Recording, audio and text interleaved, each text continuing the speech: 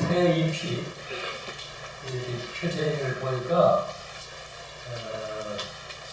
마음이 아주 싱그러웁니다.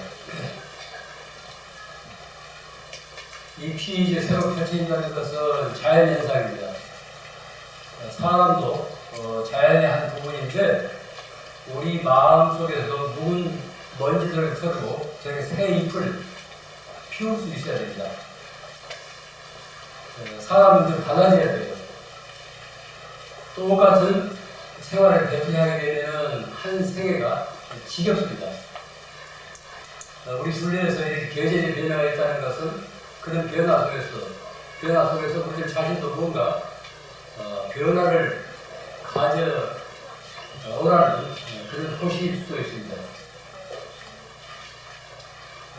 이런 날은 사실 나무들에 앉아서 친구들끼리 그냥 정담을 나누고 해야 되는데 오늘 이 법회로 하니까 어쩔 수 없이 저도 여기 이제 끌려 나왔습니다.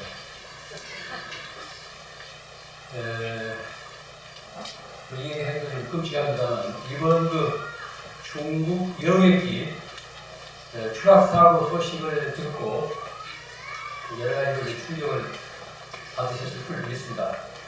저도 이제 레디오를 통해서 그 소식을 이틀 후에 들었는데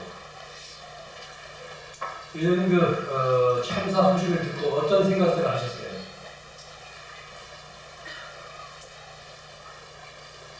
물론 희생된 친지가 있는 분들은 더 애통에 말할 것도 없고 이게 결코 남의 일 같지 않게 그렇게 가슴 아파했을 겁니다. 이 방송을 들으니까 거기 생존기가 한 분하고 인터뷰를 하는 소리를 들었는데 소감이 어떠냐고 이렇게 물으니까 사는 일이 너무 허망하대요. 조금 전까지도 같은 비행기에서 바로 미국자리에서 있었는데 거기 착륙한다고 방송까지 같이 들었는데 한순간 220여 명이 120여 명이 한순간에 떼죽음을 당하잖아요. 얼마나 훌륭하겠어요. 상일 자체가 꿈결로 같았을 겁니다. 그런데 이것은 이런 일은 결코 남의 일이 아닙니다. 언제 어디서 우리 앞에 닥칠지 예측할 수 없는 그런 재난입니다. 우리는 지금 이 순간에도 지구라는 커다란 행성, 별을 타고 태양을 중심으로 지금 비행 중에 있어요.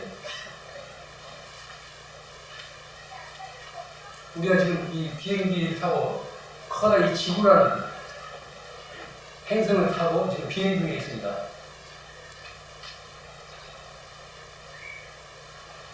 이 기체는 65억인가 하는 그 많은 사람들이 타고 있어요. 그런데 이 사람들이 제정신 못 차리고 너무 낭비하고 함부로 버리고 또 마구잡이로 허물고 더럽히고 있기 때문에 언제 이 기체가 폭발할지 알 수 없습니다. 꼭 독대산이 아니라도 언제 어디서 폭발할지 알 수 없는 거예요. 어떤 학자는 이런 비유를 들고 있습니다. 지금 이 세계는 가속도가 붙은 채 내리막길을 걷잡을 수 없이 달리고 있는 기차와 같다. 우리가 지금 몸담고 사는 이 행성은, 이 별은 가속도가 붙은 채 내리막길을 걷잡을 수 없이 달리고 있는 기차와 같아요. 사람들은 자신이 과연 어느 쪽으로 가야 할지도 모른 채 안전하게 뛰어낼 그 방법을 찾지 못해서 불안에 떨면서 어쩔 수 없이 앉아있는 꼴이다. 사람들은 자신이 과연 어느 쪽으로 가야 할지도 알지 못한 채 안전하게 뛰어낼 그 방법을 찾지 못해 불안에 떨면서 어쩔 수 없이 앉아있는 꼴이다. 아주 적절한 비유입니다. 그래서 저는 그 중국 여객기 추락 소식을 듣고 문득 그런 생각했어요. 우리가 지금 살고 있는 이 지구도 하나의 커다란 이 여객기와 같은 건데 60몇 개 살고 있는 여객기와 같은 건데 지금 우리가 이런 식으로 살다 보면 언제 이게 폭발할지 모르겠구나, 언제 공중 분해될지 모르겠구나 이런 생각을 했습니다. 봄이 와도 제비가 안 찾아오잖아요. 제비 보셨어요? 저도 얼마 전에 그 말을 듣고 제비 온 줄 모르겠어요. 3월 30일 강남 갔더니 제비가 다시 되돌아오잖아요. 이연집을 찾아서. 날짐승인 제비가 돌아오지 않을 만큼 우리 환경이, 우리 생태계가 그렇게 파괴되고 있습니다. 이건 뭔가 심상치 않은 일이에요.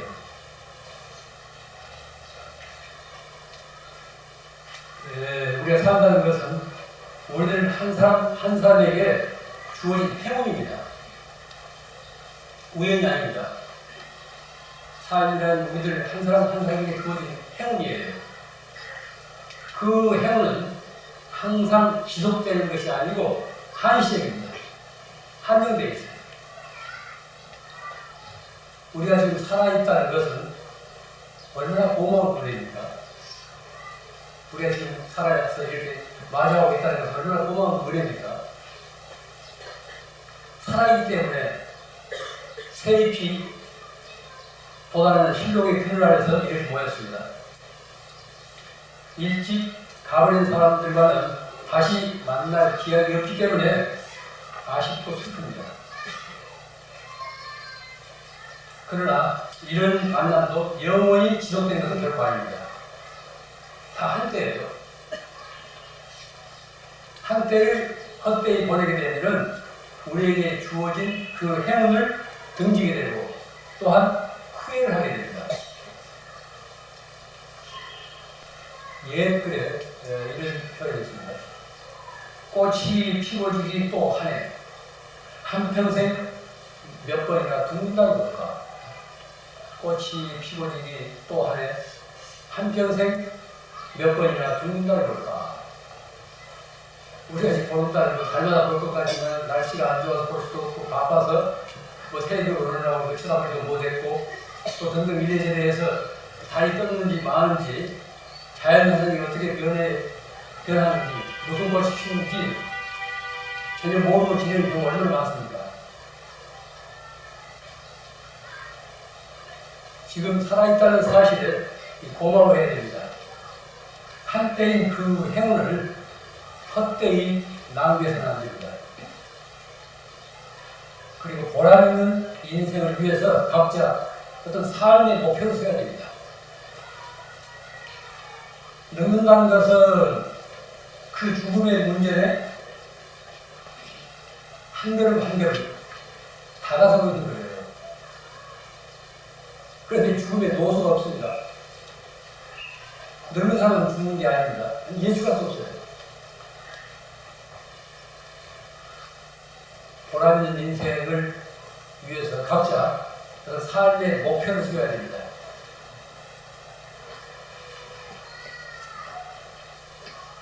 모든 권력은 반드시 부패를 동반해요. 요즘 신문 방송 보면 온통 이게 부정부패 공화국이라고 대한민국이라는 게 모든 권력은 반드시 부패를 동반해요. 절대 부패합니다. 요즘 우리나라 권력 주변을 보세요. 온통 부정부패 일색입니다. 그런데 이런 부정부패는 역대 정권이 하나같이 밟아온 길이에요. 자유당 시절부터 또 5.16 군사정부 시절부터 또 무슨 매공하고 할 것이 다 똑같이 밟아온 길입니다. 뭐 대통령 아들이 뭘 해놓고 그랬다고 하잖아요. 요즘은 신문이나 방송 등 언론이 표현의 자유를 제한 없이 누리기 때문에 그런 사실이 낱낱이 세상에 드러나고 있을 뿐이에요. 그냥 이런 사실들이 표현할 수 없어서 드러나지 않습니다. 모든 권력은 집권 초기에 하나같이 개혁을 할 수 있습니다. 그 깃발로 국민의 관심을 끕니다. 그러나 정작 개혁의 주체인 자기 자신들은 해낼 줄 몰라요. 여기에 권력의 승패가 따릅니다. 자기 개혁 없이 어떻게 세상을 개혁할 수 있겠습니까?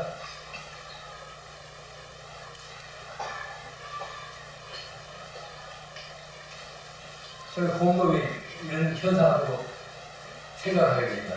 어째서 이와 같은 부정 부패가 끊이지 않고 돌림병처럼 많이 하고 있을까?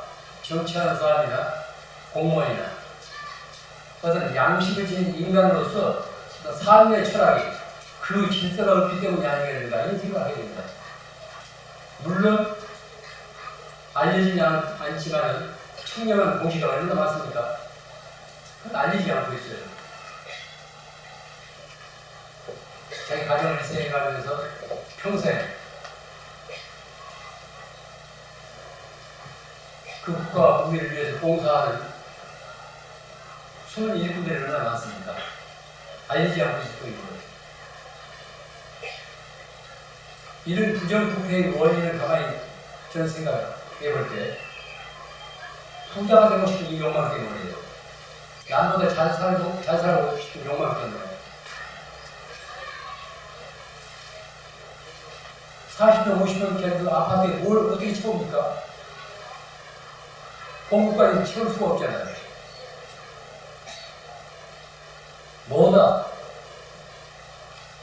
모두가 남보다 부자가 되고 싶어 합니다. 자신의 분수도 모르고 만족할 줄도 모릅니다. 그저 하나도 더 많이 차지하고 가지려고 합니다. 그럼 많이 가질수록 행복한가? 우리 한번 나이 드신 분을 되돌아보세요. 3, 40년 전 우리가 어렵게 살던 그 시간을 생각해보세요. 연탄 몇 장 들여놓고 또 쌀 이제 몇만 들여놔서 비워놓던 그런 시간을 생각해보세요. 지금은 긴 것이 없습니다. 지금 부족한 것이 없다고 몸이 넘치고 있어요. 그때보다 우리는 과연 행복한가? 어렵게 살던 그 시절보다 우리가 행복한가? 스스로 한번 물어보십시오. 인간 가치는 날이 갈수록 하락이 됩니다. 어떻게 인간이 그럴 수 있는가 할 정도로 인간이 그렇게 이제 굴러떨리고 있어요. 많이 가지면 가질수록 결국은 불행해집니다. 인류 역사가 증명하고 있어요. 개인이거나 집단이거나 많이 가지면 가질수록 결국은 불행해집니다. 소유가 우리를 괴롭힐 까닭은 그것이 우리에게 아쉬움과 궁핍을 모르게 해야 돼요. 궁핍을 모르게 합니다. 인간 생활에는 아쉬움과 궁핍이 따라야 돼요. 그런데 지나친 소유로 인해서 그런 아쉬움과 궁핍을 모른다고요. 그러니까 고마워할 줄 모릅니다. 우리 본래의 모습을 또 이렇게 합니다. 지나친 소유는 우리 본래의 모습을 이렇게 해요. 돈이나 재물이 사람의 할 일을 대신하게 될 때 사람은 스스로 설 자리가 없어집니다. 돈이나 재물이 사람의 할 일을 대신할 때 사람이 설 자리가 없다니까요. 소비사회는 늘 새 것을 숭배해요. 늘 새 것을 원합니다. 남들이 안간히 좋은 물건을 사놓고도 더 좋은 새로운 물건을 소유한 사람들을 부러워해요. 그러면서 잘못 산 걸 후회한다고 해요. 세상에 새 것이 어디 있습니까? 세상에 새 것은 없습니다. 이미 있었던 것들의 어떤 변형이에요. 냉장고라든가 세탁고 그 세탁 그 밖에 그 가전 제품들 기능은 같은데 냉장하는 거 세탁하는 거 기능은 같은데 단지 어떤 약간의 변형을 가지고 새로운 상품을 팔고 있잖아요.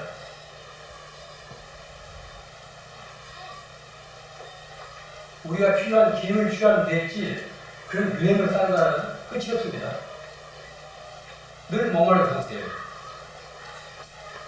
현대 소비사회의 신전은 대형 슈퍼마켓과 백화점입니다. 세일 때 가보십시오. 여러분들 주인공이 잘 아시지만 눈에 쌍신지를 편 순례가 달고 그 신전을 넘치고 있습니다. 그 인터넷 교통 혼잡에 대해서 너무 할 수 없잖아요. 사람을 부자로 만드는 것은 돈이나 물건이나 집이 아닙니다. 그 사람의 마음이에요. 돈이나 물건이나 집이 사람을 부자로 만들지 않습니다. 그 사람의 마음입니다. 그 사람이 돈과 재산을 얼마나 가졌느냐가 아니라 그가 어떤 마음을 지닌 사람인가에 따라서 그는 부자가 될 수가 있습니다. 우주의 선물은 넉넉한 마음을 따릅니다. 부자가 되고 싶거든 먼저 넉넉한 마음의 그릇을 준비해야 됩니다. 마음의 그릇이라는 것은 덕이에요. 덕을 닦아야 됩니다. 그럼 자기 그릇을 이루는 겁니다. 그런데 세상에는 소수지만 부자가 되고 싶지 않는 사람들이 들어있어요. 부자가 되고 싶지 않는 사람들이 있습니다. 부자가 될 수 없어서가 아니라 스스로 자기 삶의 의지에 대해서 부자가 되고 싶지 않는 사람, 부자가 되기를 포기한 사람들이 있어요. 이런 사람들은 사실 가난하다고 말할 수 없어요. 부자가 되고 싶지 않는 사람은 가난하다고 말할 수 없습니다. 그의 마음이 곧 부자나 다름없어요. 세상에는 욕심사람, 아주 탐욕스러운 부자가 있기 때문에 도둑과 강도가 생깁니다. 탐욕스러운 부자. 동배가 공유되지 않고 한쪽으로만 치우치기 때문에 거기에 이제 도둑과 강도가 생긴다고 해요. 회교도들의 그 미국에 대한 테러 공격도 이런 맥락에서 살필 수 있습니다. 세계적인 양심들이 같이 얘기하고 있는 거예요. 부자가 되고 싶지 않는 사람들에게는 그나름의 삶의 철학이 있습니다. 그들은 절제 미덕을 알고 있습니다. 절제 미덕을 알고 있습니다. 그들은 밖으로 드러내어 과시하기보다는 안으로 맑고 소중하게 간직하려고 합니다. 무엇보다도 마음의 평안을 원합니다. 이와 같은 절제의 믿음을 배우려면 적은 것으로서 만족하고 감사하면서 살아가는 기술을 배워야 돼요. 절제의 믿음을 배우려면 적은 것으로서 만족하고 감사하면서 살아가는 기술을 익혀야 된다는 거예요. 먼저 우리들의 삶에 무엇이 필요한가를 알아야 합니다. 나에게 무엇이 필요한가? 내게 필요한 것이 무엇인가를 먼저 알아야 돼요. 어디에도 얽매이지 않고 자유롭게 사는 법을 배우지 못한다면 그의 삶은 영원히 빈 껍데기로 채울 것입니다. 사람은 어디에도 거리낌 없이 콜가라하게 살 수 있어야 돼요. 먼저 우리들의 삶에 무엇이 중요한가를 생각해보십시오. 나한테 무엇이 가장 내 인생에 중요한 것이 무엇인가를 늘 생각하십시오. 그리고 어디에도 집착함이 없이 홀가분한 마음을 지니도록 노력해야 됩니다. 무엇이든지 마음에 든다고 해서 그 자리에서 성급하게 움켜쥐지 마십시오. 움켜쥐게 되게 되면 그 노예가 돼요. 목표를 향해서 곧바로 돌진하기보다는 돌아가는 그런 여유도 지어야 됩니다. 고속도로 빠를지 모르니까 비정한 도로입니다. 한눈팔 대를 이었어요. 그래서 국도나 지방도로는 그런 예유가 있습니다. 속도 제한이 있기 때문에 천천히 가면서 꽃도 보고 실력도 보고 지나가는 보면서 볼 수 있어요.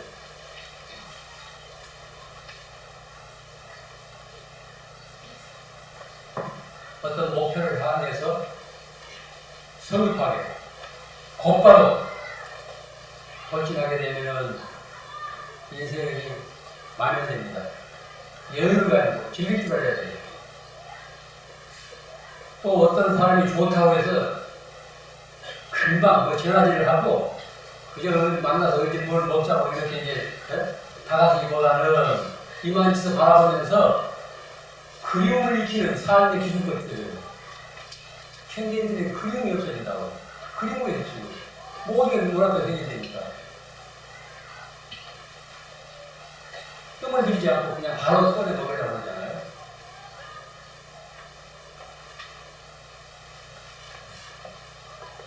또 오래된 것을 아름답게 여기고 친구가 됐건 가부가 됐건 오래된 것을 아름다운 겁니다. 세월의 무게를 지닌 그래서 남은 것의 가치를 되살려야 돼요.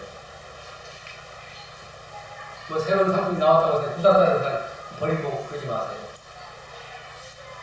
어머니가 쓰든 우리 아버지가 쓰든 우리 할머니가 쓰든 그런 물건들은 소중합니다. 오래된 집안에서 얼이 거기 박혀 있다고 해요. 오래된 것을 아름답게 여기고 세월의 무게를 지닌 그 낡은 것에 대한 가치를 우리가 새롭게 인식해야 됩니다. 꼭 필요한 것만을 그것도 최소한도로 갖고 그것을 소중하게 아끼며 사는 그 삶의 질서는 결코 낡고 소극적인 생활 방식이 아닙니다. 이와 같은 생활 태도는 오늘날 지구 생태계의 위기 앞에서 새로운 뜻을 갖는 지혜를 삶의 시각이에요. 그렇지 않고는 이 지구가 오래 지속될 수 없습니다. 지금 저희들이 과소비하고 함부로 막 허물고 더럽히고 이렇게 되면 감당 못한다고 지구가 자격 능력을 상실하기 때문에 결론적으로 말씀드리겠습니다. 우리들의 생각과 말과 행동은 우리 정신의 깊은 자국을 남겨요. 이건 이제 불교용어로 의라고 합니다. 우리가 말하고 생각하고 행동하는 것, 이건 그것으로 끝나는 것이 아니고 정신의 깊은 자국을 남깁니다. 흔적을 남겨요. 그것은 마치 마음밭에 뿌려진 씨앗과 같아서 나중에 반드시 그 열매를 거두게 됩니다. 한순간 우리들이 갖는 어떤 생각이나 영혼은 이 우주 공간에서 두고두고 진동한대요. 이게 영상가들이 공통적으로 하는 얘기입니다. 남을 미워하고 없이 여기고 하는 생각은 어디로 소멸되지 않고 내 영혼의 언질에서 그게 맴돈돼요. 대신 내가 남을 가엾이 여기고 자비스러운 생각을 가지게 되는 또한 그런 그 에너지가 내 영혼의 둘레에 늘 맴돌고 있대요. 우리 생각이 우리를 형성합니다. 어떤 생각을 지니고 있냐 하는 것이 바로 그 인생을 만드는 거예요. 과거, 현재, 미래를 통해서 이 세상의 모든 현자들은 부처나 보살들은 간절한 원을 세워 살았어요. 원은 관계없습니다. 뭔가 한결같이 원을 세워 살았어요. 또 불교마들, 부처님마들도 사홍서원이 있고 열의 10대 발음, 10가지 발음이 있지 않습니까? 그런데 명심할 것은 부처나 보살이 되고 나서 원을 세운 것이 아닙니다. 부처나 보살이 되고 나서도 사후도라든가 10대 발언을 세운 게 아닙니다. 그 세원의 힘으로서 부처와 보살이 된 거예요. 그 원력으로서 부처와 보살이 된 것이지 부처와 보살이 된 다음에 그런 원을 세운 게 아닙니다. 이 점 명심하십시오. 가치의식이 뒤바뀌고 사람의 선자리가 난조 위태로워지고 있는 험난한 세상에서 여기 오신 각자 자신의 처리와 분수에 맞는 원들을 세우십시오.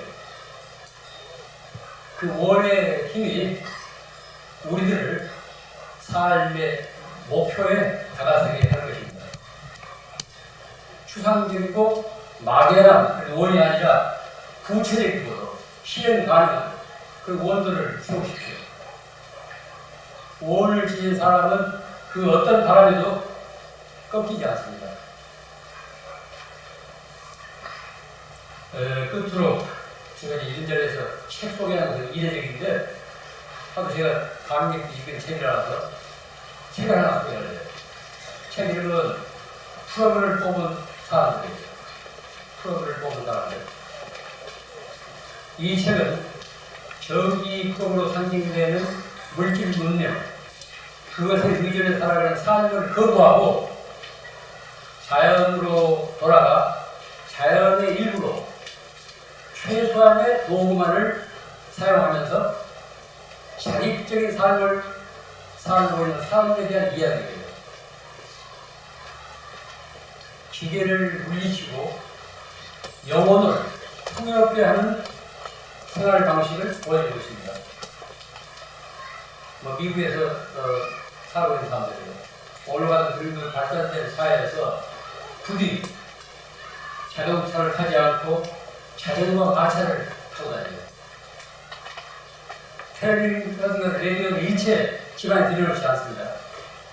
식구나 친구들의 살아있는 목소리가 아닌 외부의 소리를 집안에 가라앉히지 않아요.